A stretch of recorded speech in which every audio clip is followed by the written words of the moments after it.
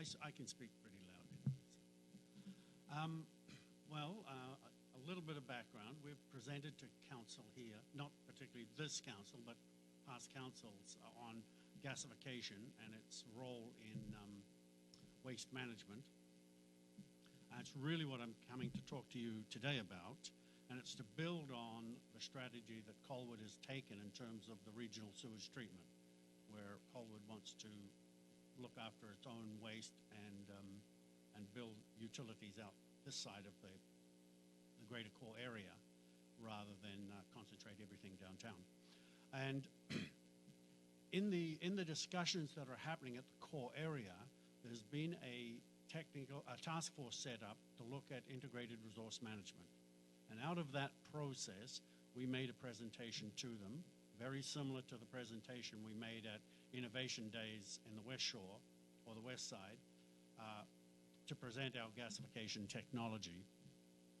And yeah, just in case you don't know, I represent a gasification technology. We are vendors in the subject project for sewage treatment here in the region.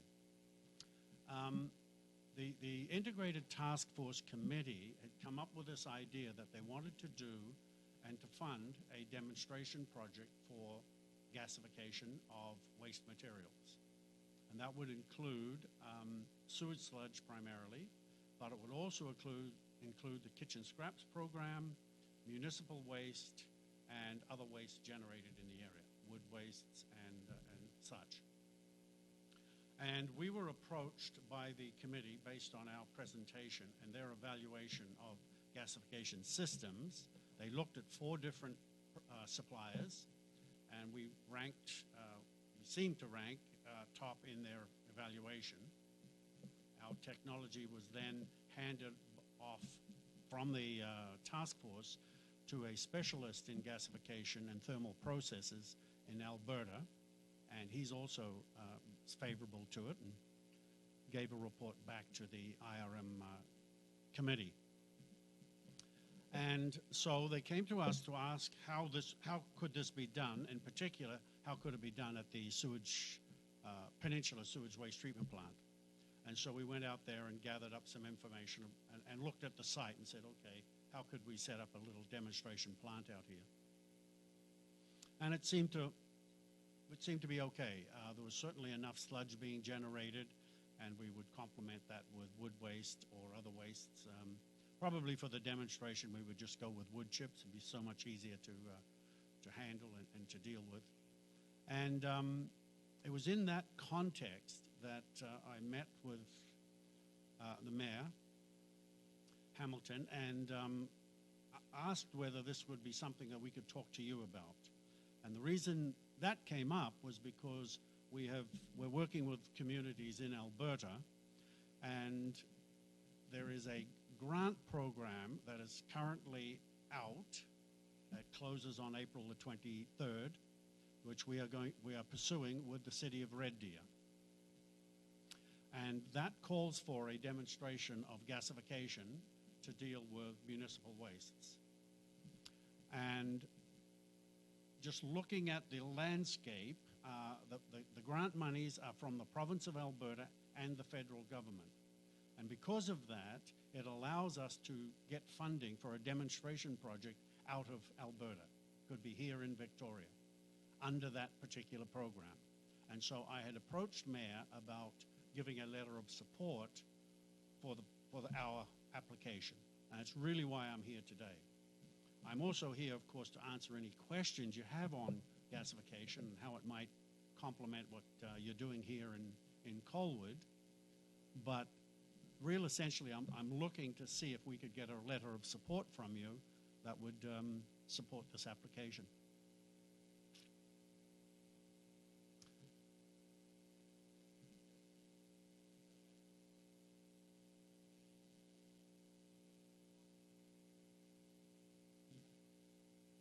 Yes, for the project, that's right. For the pilot project, we haven't decided where we're going to locate it.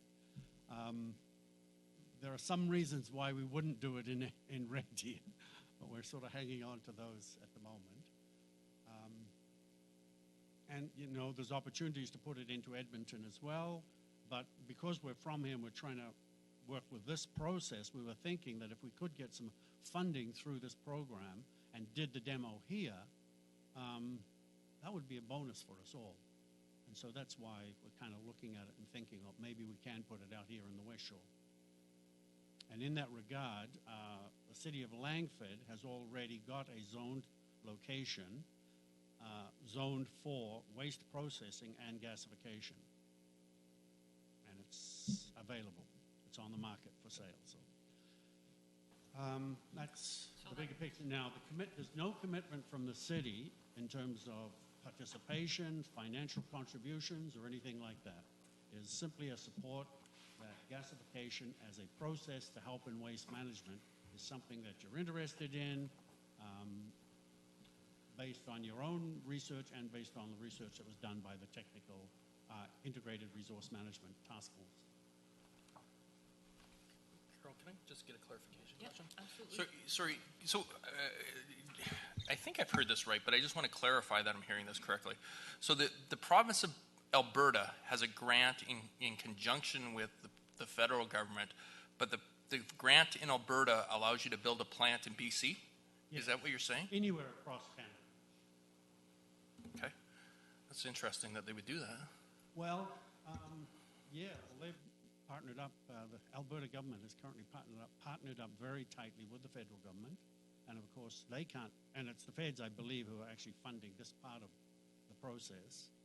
And so it has to have applicability to Alberta, but it doesn't necessarily have to be located in Alberta during this demonstration phase. Follow-up question, if I may, through the chair.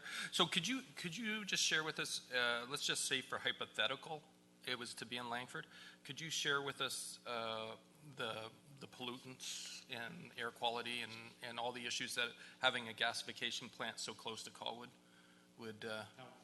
how it would result? Okay. Number one, gasification is not incineration. It is a 180 degrees opposite from incineration. Incineration is a combustion process that requires excess air and creates a lot of pollutants. Gasification is a process that takes material like this and turns it into a gas, an energy gas. And then gas functions like natural gas, can be put into an engine to generate electrical power. So the pollutants that come from it are similar to what would happen in a natural gas boiler that's in every apartment building in Greater Victoria. And there are other processes within the temperature ranges that occur in gasification that are not conducive to the formation of dioxins and furans and other complex chemicals that people often associate, and rightfully so, with incineration. So can you explain to me what would be the benefit to the municipality of Colwood to have a gasification plant so close? Yeah, if you had well, I don't know whether there'd be much benefit from one that close, but our vision is to have a processing center. This whole region, on the analysis of the amount of waste that's available, we think we could locate about 20 to 25 what we call gasifier units. And a gasifier unit is an item. Let me see, which is the best photograph? One of these photographs. So that's a small item that has a footprint of 8 by 8 feet, 2.4 meters square. Those gasifiers can be located throughout community. You have one central area where you process the waste. You would bring all the raw materials.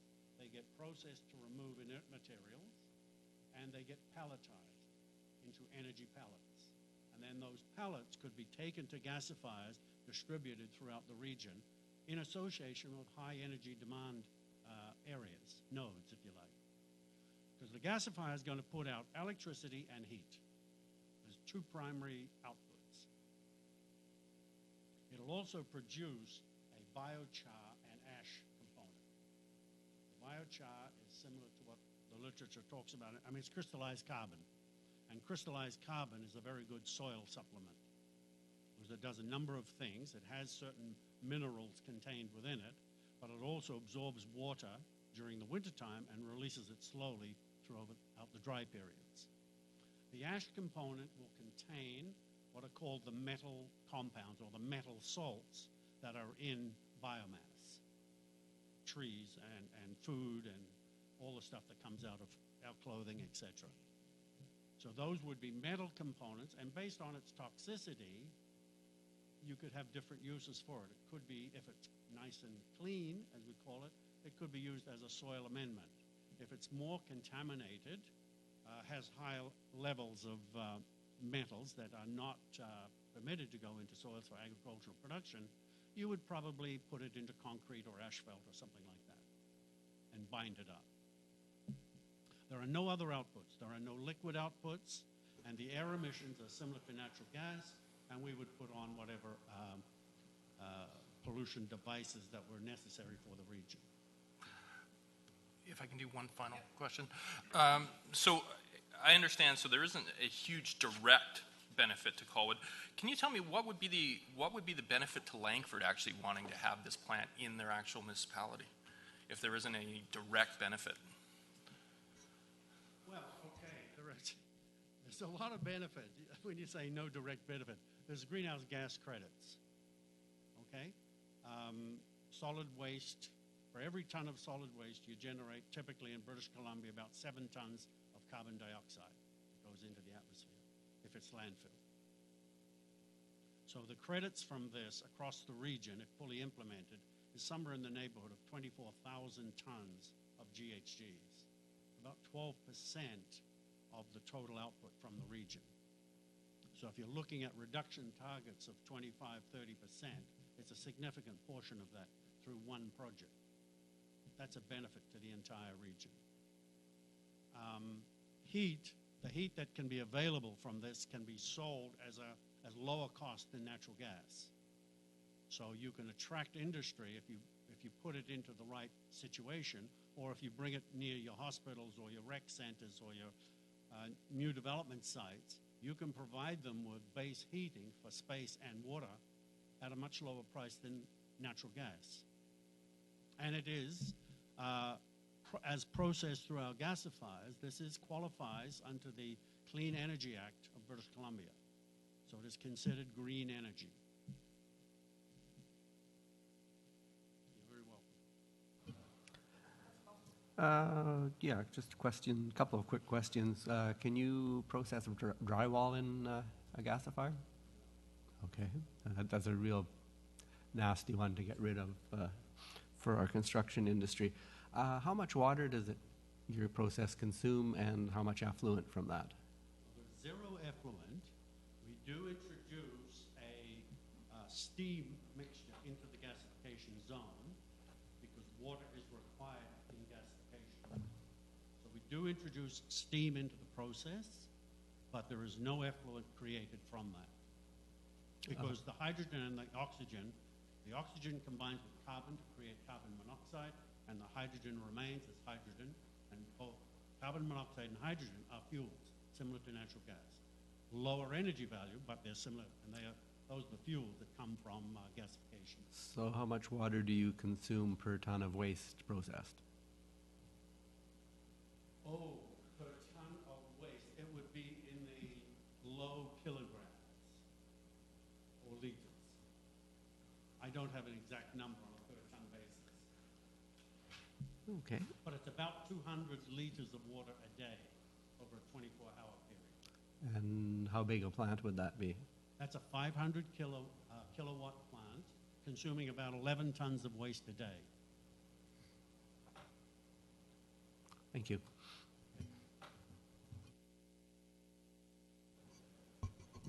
Thanks. You said the location is yet to be determined, so it could be in Langford, it could be in North Saanich, Yes, it could be in Red Deer. could be in Red Deer. Yeah. And when the pilot is finished, will that equipment stay in the location it was developed in? Yes, this is commercial equipment we're bringing. It will be left in place because it will be paid for under the demonstration project. So wherever the location is chosen is receiving a considerable benefit then in that the gasification plant would remain?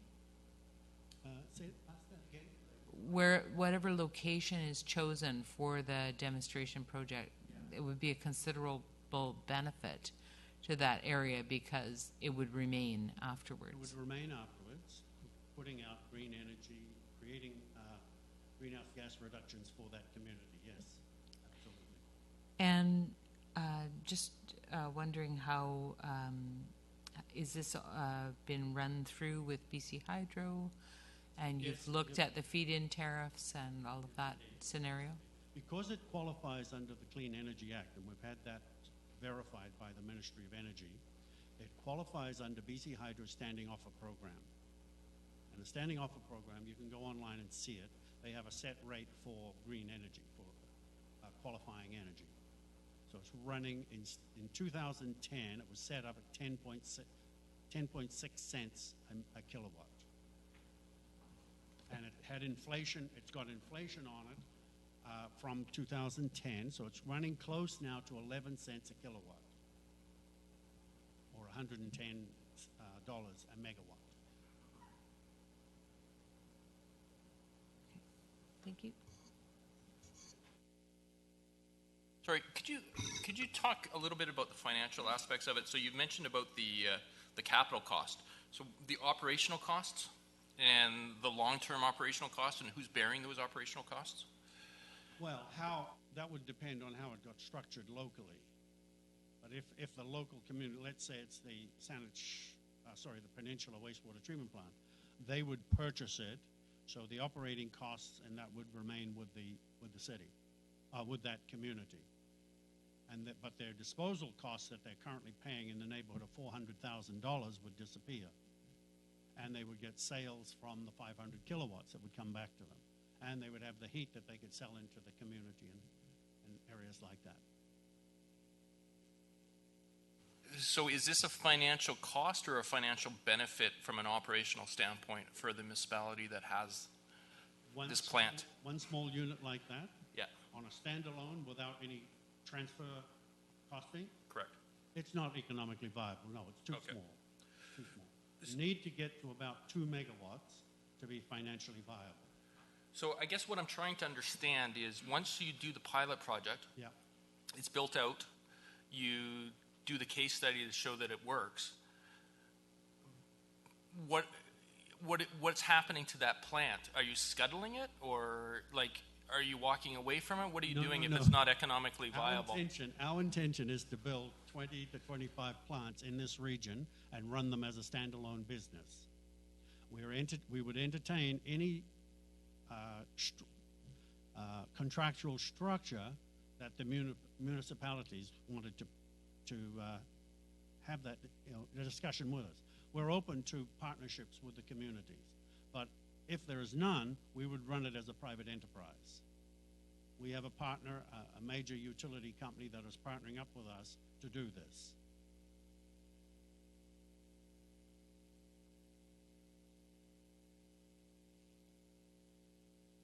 CRD and the IRM group are in the process. The recommendation has come to look at a demonstration project, and I have identified the peninsula, which I see in your report. So will you be following that process as well Absolutely. in there? This could substitute for that. I mean, if we're moving forward because the deadline is April 23rd, and if we got it up and running, we would certainly advise the CRD as what is going to transpire. And depending on their interest, we could dovetail with it, or we could just get the results from wherever we decide to locate the plant. So within the application, you don't have to have a set prescribed site No. determined. No, we prior actually have to- 4 years to deliver the project. And things like site and final arrangements with a customer, all those things don't have to be decided at this point in time. They can be developed, if successful, over the 3.5 years for implementation. Are you visiting other municipalities to garner the same kind of support Yes, lettering? we have met with, we've met with Souk. We have a request into Langford. We have a request into the Peninsula Waste Management Commission. Now, on the verbals, and I believe we've also got a request into Esquimalt. And we have approached Saanich.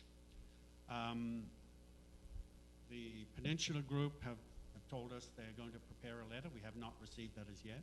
We have received support letters from the City of Red Deer and from Sioux at this point in time. Any other questions, comments, inquiries? Ian? Madam Mayor, I'd just like to mention to Council that staff had a brief discussion before the meeting and wanted to highlight the fact that there hasn't been an opportunity to really let the community have a chance to weigh in on this issue. And it's unfortunate that the deadline's coming up so quickly. But I'd like to just let Council know that after conferring with the Manager of Communication, we wanted to highlight that is an issue that a public consultation on this issue has not yet happened in terms of the Colwood residents per se. I know it's been discussed at the regional level, but just wanted to highlight that as a consideration. Thanks. And one of my reasons for coming here was because if Colwood does end up with its own sewage treatment plant, you're going to have sludge. And so we're getting out in front of the horse, if you like, and giving you some options as to what you could do with it. And you can see it demonstrated through this particular project. That's kind of part of my motivation to come here and speak to you today.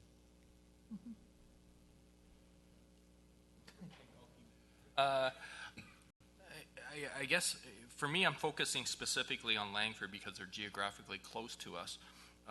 So I'm actually going to refer to staff now. And I'm curious on staff's opinion of if a gasification plant was to be looked at in the Langford area, how would that positively or negatively affect the residents of Colwood, and would staff be supportive or unsupportive of said? Your Worship, I'll maybe start a response, and then our Director of Engineering can weigh in whenever he feels appropriate. Staff have not had a chance to really get into this issue and explore the efficacy of the proposal. Obviously, there's been some benefits outlined by the proponent tonight, and we would be surprised if there wasn't a lot of public interest in this type of proposal, given that other similar proposals have engendered both positive and negative opinions within communities that they're proposed in. So Colwood, of course, shares an airshed with Langford, so it would be expected that there would be some people in Colwood that would be interested, regardless of whether it was in Colwood or Langford. The benefits, so the pollution negatives, could be felt here in Colwood in terms of the perception of residents here. The benefits, as stated tonight, would be regional and shared across the region, as Colwood being a member of the CRD.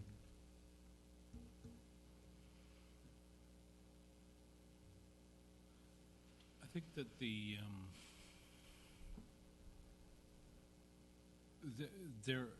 there's always going to be the chance of something escaping from this plant.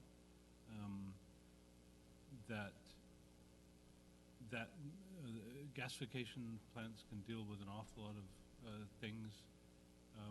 I agree from the research I've done with what's been said about dioxins and furans. There's absolutely no reason why they need to produce those, and that's what is really, the worst thing about incineration. But it's hard to guarantee that technology works all the time the way it should. So I think there would need to be some very, very firm agreements on what the limits are for emissions, and what would be the action taken in a certain situation regarding emissions. I think that is the kind of protection the public would need, and I would think that what we're talking about right now is just supporting a grant application, but if it actually came to one being built, or came anywhere close to it, I think we would need some expert advice on what's happened in the other locations where successful plants have been built. There have been some plants that were not very successful, particularly in Canada, but certainly in Austria, they've had tremendous success. And that always used to be acknowledged as the best process, the one they invented there. So I think we'd have to do some research to make sure we understood what sort of guarantees could be provided and should be provided. Just as a follow-up to that, to staff, how would we, so as an example, let's say they were going to build this gasification plant in Langford, how would we guarantee that our standards of air quality are being met if it's not within our jurisdiction? Basically, you would have to lobby the neighboring council and talk to the Ministry of the Environment, because I understand these things would need a permit from the Ministry of Environment. Yes, absolutely. And they have their own standards. We have spoken to the Ministry of Environment on this gasifier and to doing the purpose that we're discussing here tonight. And their feedback to us was they are familiar with gasification. There are 5 plants licensed in the province, and they could see no reasons why a technology like this could not be fast-tracked through their regulatory process. Councillor Knoll? Yes, your handout lists 11 plants installed in various places from Austria to Italy to the United States from 2002 to 2015. Of those 11, how many are still operating? All of them. I guess that answers some of the problem questions for council. I agree that we would have to be very watchful of emissions and so forth, but if we have 11 out of 11 examples still running after up to 14 years, there has to be something to be said for the process, and we are definitely looking for ways to get rid of solid waste like sewage sludge. Experience shows you can't just recycle it into the soil because of accumulations of heavy metal and so forth, so it becomes a real problematic disposal issue if we do decide to go to tertiary treatment instead of just dumping it into the ocean. I'll add a comment to that as well. The technology originated, the primary principles around the technology, and one of the equipment pieces that we have in our company was in fact designed, built, developed, prototyped in Austria. They are currently building a plant that is going to handle in the neighborhood of 600 tons of waste a day right in the city, right in Vienna. And they've got the European air sheds just like we have here, and they have extensive regulatory processes that they're going through. That is being built by the National Energy Company of Austria. That's one of the ones that's located, I think, for 2016. Yeah.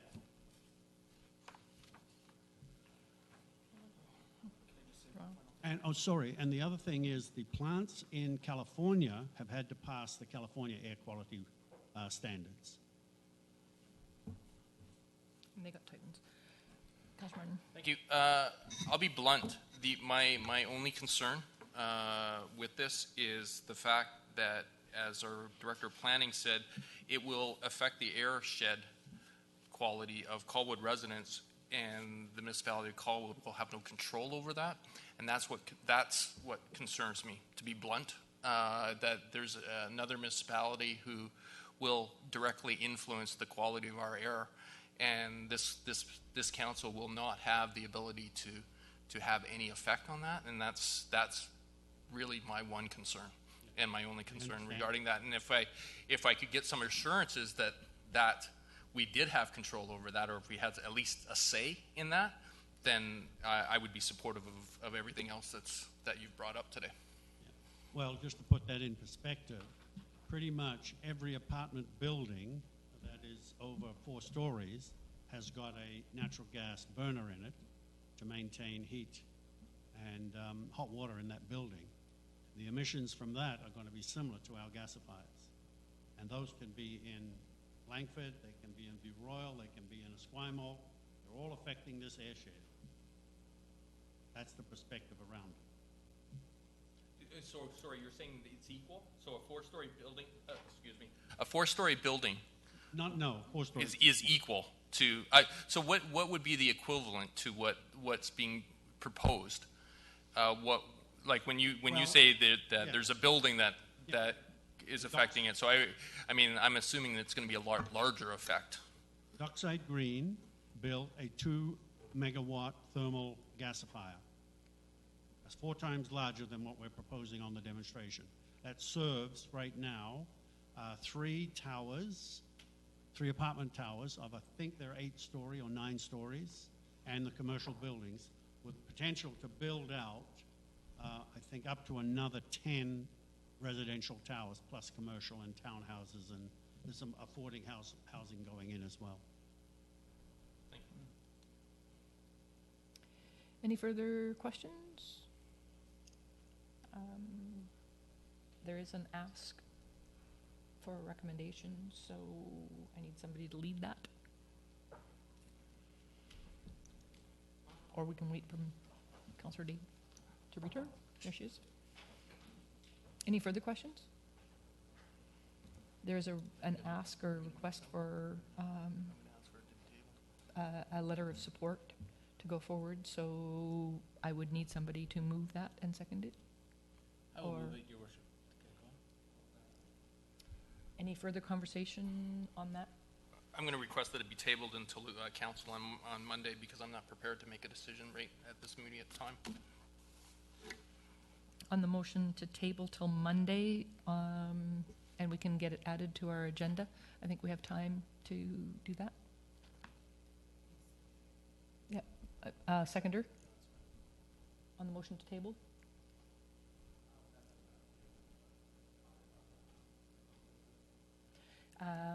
Then, all those in favor, or comment then? Yes, I support the idea of the pilot plant, but I am disappointed that this meeting was not published on the city website. The only way anybody could find out about it was come to City Hall and read the window.